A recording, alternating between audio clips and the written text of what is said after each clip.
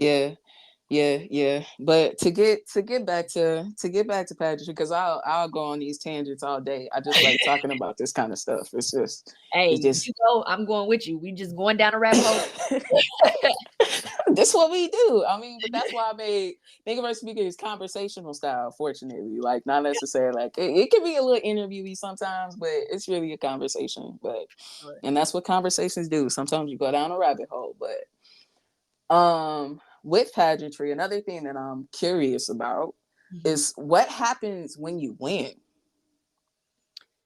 Yeah, so when you win, now it's time to one, you go and compete at a new level. Two, you no longer have your local title holder. Three, if you were doing the work with your local title holder, so if you were going out into the community, speaking to whomever, being a presence wherever, so on and so forth, you're going to continue to do that just on a higher level. And then you're touching the whole state. So me as Miss Capital City, my main focus is Jefferson City right now. But me as potentially Miss Missouri USA, now I'm focusing on all of Missouri. So that could be Kansas City, Missouri, that could be St. Louis, that could be anybody in between, um that's more so what it's like. And then you're preparing for Miss USA. So now you're preparing, so the same way I'm preparing for Miss Capital City, Miss Missouri would be preparing for Miss USA. um and it's the same thing. Miss USA is just a step up. So instead of just focusing primarily on Missouri, now you're focusing on all 50 states, um, and trying to give back to each state and be present for each state. Basically, you're the face of the United States of America. You're the face of Missouri. You're the face of Jefferson City. You see what I'm saying? And then after Miss USA, it's Miss Universe. And so now you're the face of the world at this point. Um, Yeah. and again, just making sure that you're actually giving back. So it's a stepping stone. So you start with your local title holder, then you go on and you get the state title holder. Now you're going on and you're trying to get the USA title holder. Now you're going on and trying to get the Miss Universe title holder. It's a step up each time.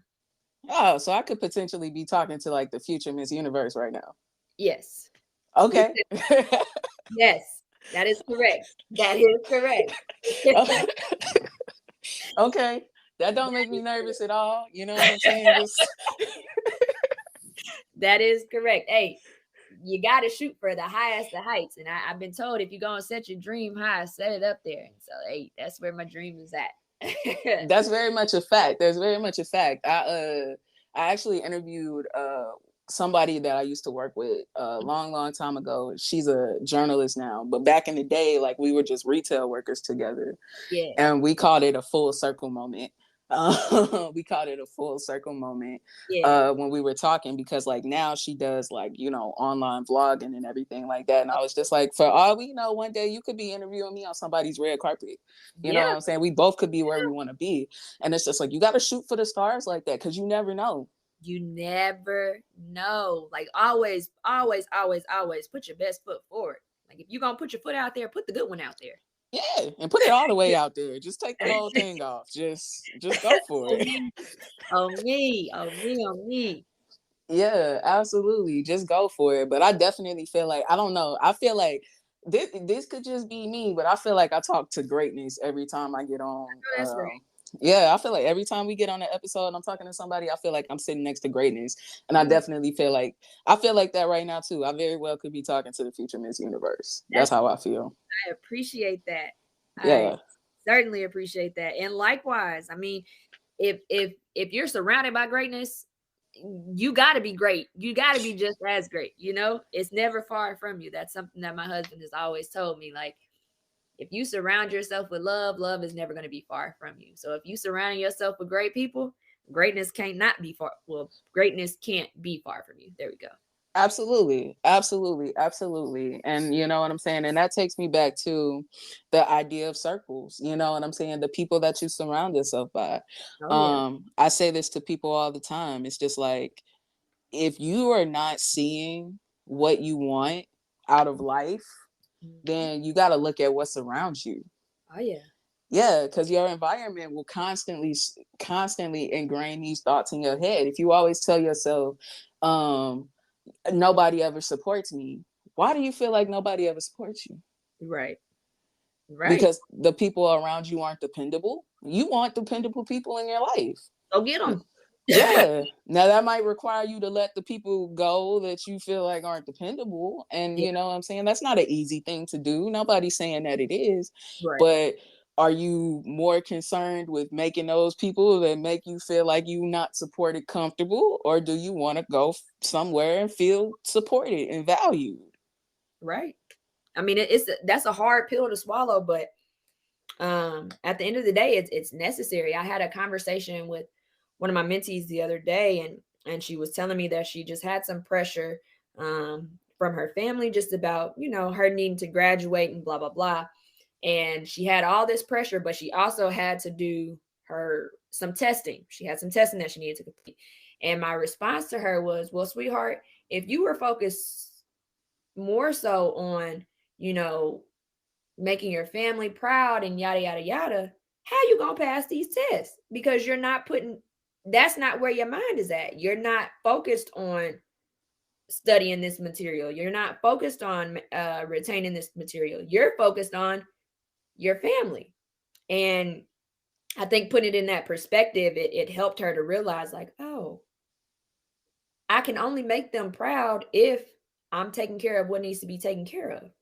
Mm-hmm. Um, and I mean, and sometimes that's what it takes, hearing those hard words. I mean, it goes a long way. It reshapes you. It gives you that gut check that you're needing. Um, and then you're able to wrangle in what is necessary, what needs to be around you, lock arms with what will and what won't work for you. And now we're able to, actually get things done and really take ownership and be proud of what we've made it to. Absolutely. Absolutely. Like I'm a firm believer. It's just like, like what's the best way to put it? Because in some cases it's almost like you have to be the start. Yeah. You know what I'm saying? If you want people to support you, you gotta align yourself with that outcome that Yeah. you want. You Yeah. know what I'm saying? And the people that are meant to come along will. Yeah. And the people that don't come along, it might suck, but Yeah. they ain't supposed to be there. And that's okay. And Yeah. that's okay. I mean, it's Yeah. it's hard. I mean, I'm realizing, just as, a young person, like it's hard. It's hard to like let those relationships or whatever, go by the wayside. But like when you look at it, it's like, oh well, maybe they didn't really go by the wayside. You were able to learn something from them. But still, that letting go is it's undeniable that it doesn't, that it hurts. Mhm. But it's necessary for the growth. Yeah. Yeah. Somewhere along the way, I'm gonna have to have a conversation about detachment.